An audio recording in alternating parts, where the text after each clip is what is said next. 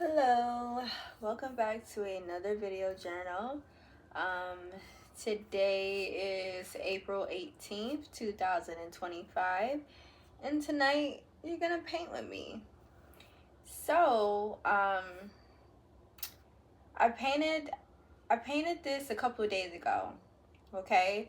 And I was talking about how it represented what I was feeling the last couple of months, how I had realized that I need to let go of a lot of the rage that I feel in my heart. And so tonight, I think, this is an end. This is a representation of a ending of an era for me. And it's uncomfortable, but I know that it's necessary.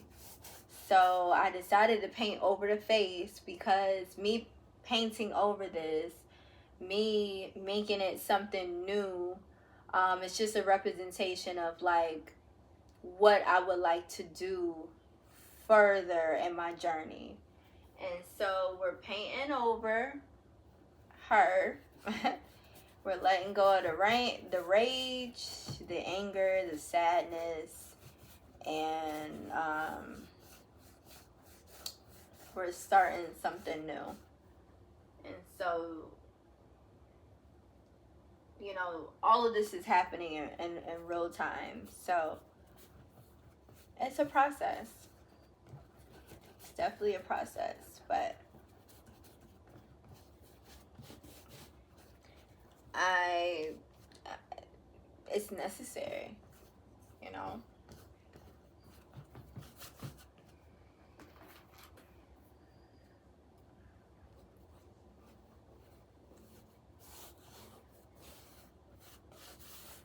And sometimes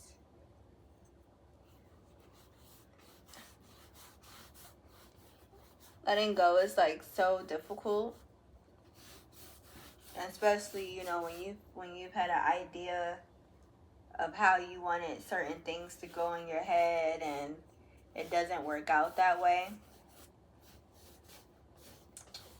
And so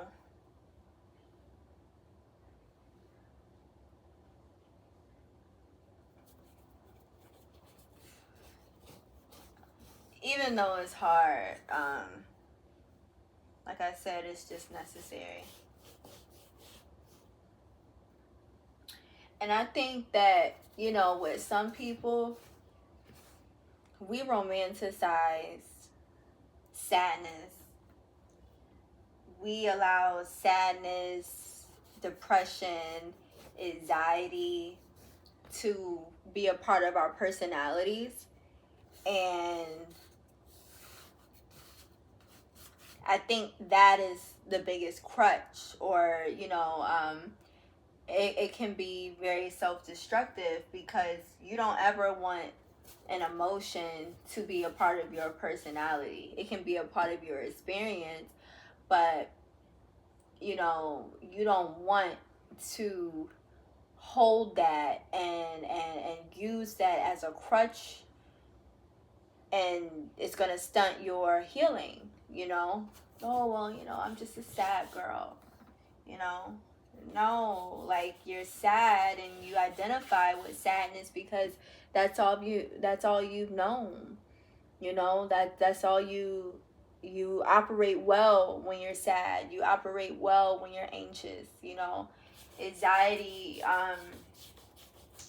has been like a big theme for me in life.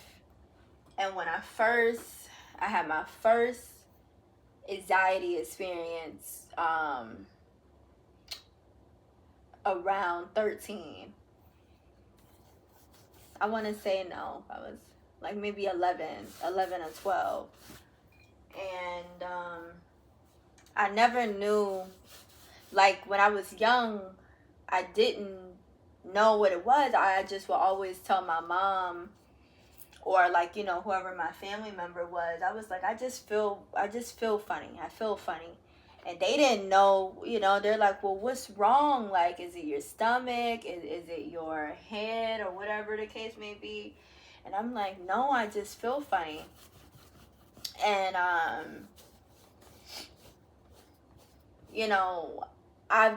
I've had years where my anxiety levels were super low and I was able to really, live life fully.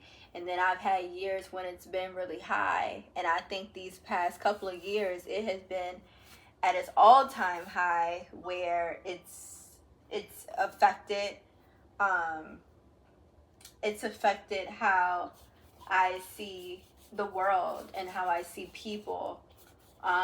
Especially, you know, if you already have anxiety, but then some things happen to you in your life and it just makes it even worse.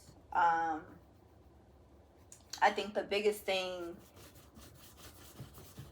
that made me feel it 100%, that made me feel completely unsafe in this world, is when a family member opened their home up to me and my daughter. And I was so grateful. I was so grateful. I was forever in gratitude. I thought that, okay, we have a safe space where I'm able to get back on my feet. I'm able to just find my way for a couple of months. And during, that time, I thought that this particular family member was, was like a father figure to me. I already have a dad, but because I was staying with, him, and I was in his home, this family member, looked out. He looked out for me. He looked out for my daughter. And, one night, I would say it was kind of like a weekend, because there were hints, there were little things that I would, that he would say to me. I was like, okay, this is kind of inappropriate, for him to be saying to me, like, we're family. Like, that's something, you don't say that to me. You don't say these kind of things to me. Or, you wouldn't say it in front of your wife. So I just was like, okay, he's always been known to kind of have like a mouth on him, but no, that's no excuse. That's no excuse, really. And so it kind of escalated. It started from Saturday, and then by Sunday it was up here. And I was just shocked. I was speechless. He had said something really inappropriate, and it was about my body parts. And I just remember those couple of nights, like, just trying to figure out, okay, what am I going to do? Like, how am I going to tell my family? Should I tell my family? Come to find out, he's been doing this to other family members, and, this was a thing that has been going on, and everybody's kind of brushed it under the rug. But that incident alone has sent me to a place of, I don't feel safe around any man.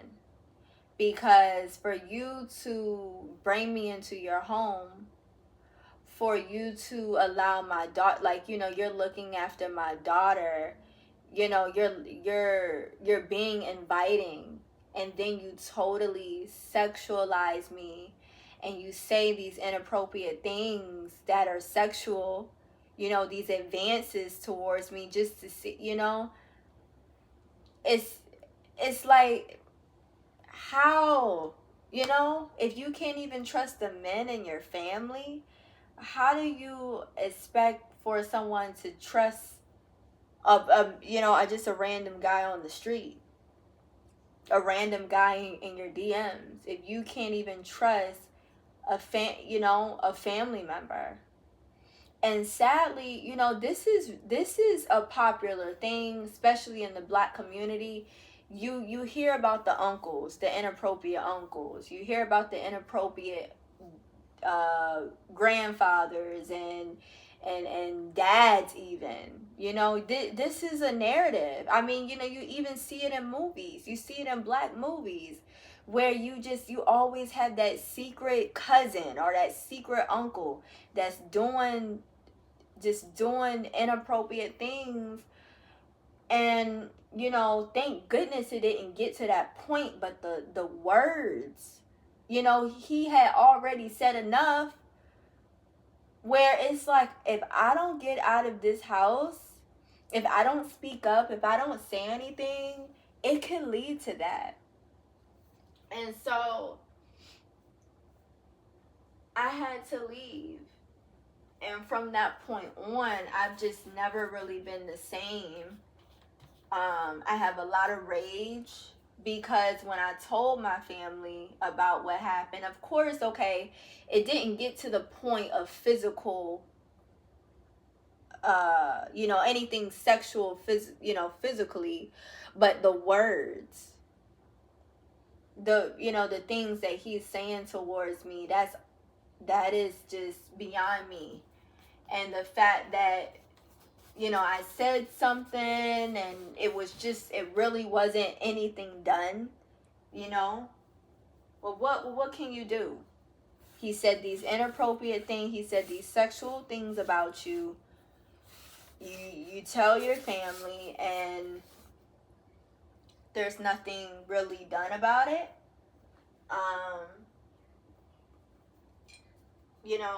And the crazy thing is, I still see him from time to time. I still see this person from time to time, and I have to be reminded. I have to be reminded of how normalized it is to be, how normalized it is for Black women to constantly be, raped, molested, abused in every way, and nobody is protecting them. So when when you see a Black woman that is angry, or she's overstimulated, or she has anxiety, or she doesn't show up in every which way that we're expected to in society, we're immediately called all different kinds of names. And I think that it's just unfair. I think that's just what it's always going to be. Nobody is really looking out for us. And that's just the way it is in America. We're sexualized all the time. We're sexualized all the time by family members, by random people. We're humiliated. We don't get treated right. And I hate to say it, I don't really even care if there's any backlash, because it's the truth. It's the truth. A lot of, there's not really a lot of good examples of like what Black love really needs to look like. It's just, this whole baby mom and baby dad culture is exhausting. And we need to normalize giving, letting the dad have full custody. Letting the father be fully in the child's life. It shouldn't just all be on the mom. It shouldn't. These women are tired. These women are tired. We're put in this box. Oh, you're the angry Black woman. You know, there's a lot of rage in our heart, but it's for a good reason. We're overstimulated. We're tired. We've been treated badly from, from our family all the way to society. We have to dress a certain way. We have to talk a certain way. We have to wear our hair a certain way. If we're not smiling, oh, she got an attitude. I have every right to have an attitude. I have every right to be angry. I have every right to be sad. I have every right to feel my emotions fully as a black woman. We're supposed to mask, and we're supposed to show up, you know? If you're a black woman in corporate, if you're a black educator, if you're just a black woman working in any sort of customer service, or anything, you're expected to show up a certain way. And the minute that you don't, it's an issue. And that's why, it's been uncomfortable for me a little bit. But that's why I show up the way I do. I wear my hair the way that I want to wear my hair. I wear my makeup the way that I want to wear my makeup. I may tone it down for certain occasions, but no, I'm going to be loud and proud in the way that I want to express myself. I'm not masking for anybody. No. I seen a mutual. She was saying that sometimes you may need to crash out, and I feel like for black women, we do. Some people really need to feel our anger and our rage. I promise you, they won't ever mess with us again. I promise you that. But I say all this to say, this painting came from a place of anger. It came from a place of rage. And I don't want these emotions to be a part of my identity. I don't want them to be a part of my personality. I want to be able to step outside of the things I feel inside and just be able to say, okay, I had this experience, and I need to be able to have some peace and some forgiveness, so I can move on, so I can fully continue to evolve. And so it's never about the other person. It's always about yourself. Remember to forgive yourself. Hug yourself tightly and just say, you know what, I forgive you. And your spirit will listen. Your spirit will hear that. And so,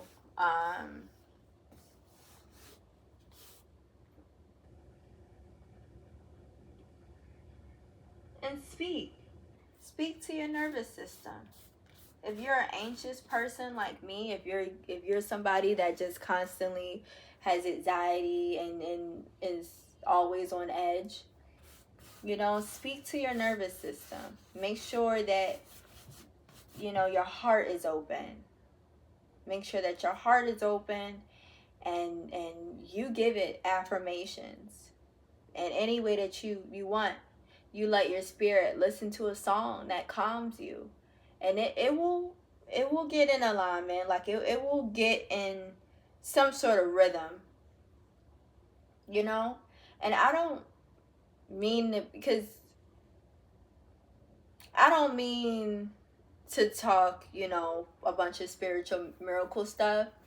I've always kind of said that I'm never really the person to preach, because I'm human like everybody else. I'm no spirit guru. I don't know much, but I just kind of know just based off of certain experience that I've had. So yeah. I don't want anybody to hold me up to a pedestal because I don't know shit, to be honest. I'm figuring it out just like everybody else, you know? And, excuse my language, but I just try to like I'm trying to have more faith and trust in God, because He has been opening windows for me, opening doors for me, and letting me know like, hey, like, this is possible and you are powerful. And I know I am. I let a lot of my insecurities get in the way. Like, I know that I'm powerful. I know that I'm talented. I know I have so much to offer to the community, to the world, but I allow my insecurities and my fears get in the way of my full potential. And I think it also just stems from me being so silenced when I was younger, even early college, you know, late teen years, like just being silenced in certain ways, not really feeling fully seen as me. You know, people, you know, my family thought that this was just a phase. You know, I'll be 31 and I'm still rocking crazy elaborate hairstyles. I'm still doing cool makeup. I'm still dressing weird. They thought that, oh, okay, she's going through a phase. No, this is who I am. This is me. I'm a colorful person. That's also kind of where a little bit of the rage come from. Just constantly feeling misunderstood, because I'm just not your typical human. I just see the world in such a complex way. I see it upside down while everybody else sees it right side up. You know, things that may be simple to the next person is very complex for me. Something that seems hard to, you know, a neurotypical person, it's very simple for me. You know, so I'm wired a completely different way, and it's really hard for people to understand that. You know, it's there's not a lot of space held for neurodivergent adults. There's definitely not a lot of space held for neurodivergent moms. You know, there's a certain capacity for me. And when it reaches that capacity, I need help, I need support. And I really just try to do it all on my own. Because sometimes I feel like, you know, when I ask for help, it's actually, I'm doing more work than if I would just do it on my own. But I'm learning that, you know, just ask for help when you can. But yeah.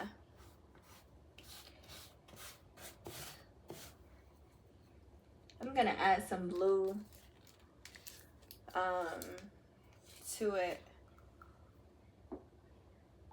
But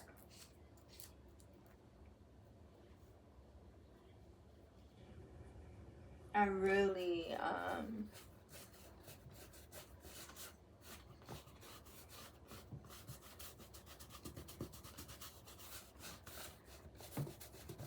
am glad that I'm at a point where I could just paint over this. We are saying goodbye to rage. We're saying goodbye. And don't misunderstand, because rage is a human emotion. It's okay. But it's not okay to carry that rage for years. When you carry it for years, you're heavy. You feel heavy all the time. And I feel like I'm in a space where I just want to be light as a feather. I don't want to carry any more baggage than what I already have, you know?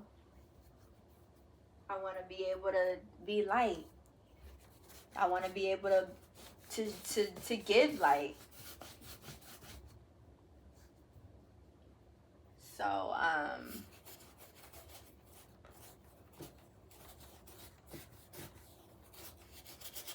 I am thankful that I'm here. I'm so proud of myself. And so with that, I'm gonna continue to cover this up bit by bit, and we're gonna turn it into something new. Okay, but that's all I have for you guys tonight. I had fun talking to you and being able to like paint over this, and I will see you in the next video journal. All right, bye.